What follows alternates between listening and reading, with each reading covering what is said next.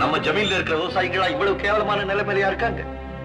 உழைச்சு பாடுபட்டு ஊருக்கெல்லாம் உணவு கொடுக்கிற கூட்டம் தன் பசிய போய்க்க முடியாம தவிக்கிறதா? சின்னதுரை, அவங்க எல்லாம் உங்களை பார்க்கணும்னு காத்துக்கிட்டு இருக்காங்க.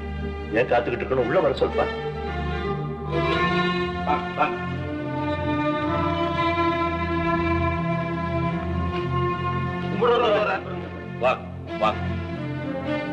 இவ்வளவு நாள் உங்க நிலைமை தெரிஞ்சுக்காம கண்மூடித்தனமா இருந்ததுக்காக நான் ரொம்ப வெட்கப்படுறேன்.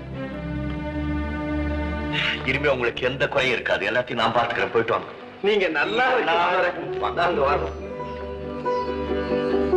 லதா, நிலம் இல்லாத ஏழைகள் எல்லாம் நம்ம நிலத்துல விவசாயம் பண்ணிக்க சொல்லு. தண்ணீர் வசதி இல்லாத ஊர்ல கிணறு வெட்ட ஏற்பாடு செய்யும். ஒவ்வொரு ஊருக்கும் 2 டிராக்டர் கொடு. விவசாயத்துக்கு தேவையான கருவிகள், விதை நெல் எல்லாமே ஃப்ரீயா கொடுத்துரும். இந்த அழகாபுரி ஜமீன் எங்க பார்த்தாலும் பச்சை பசேன்னு செழுமையா இருக்கு.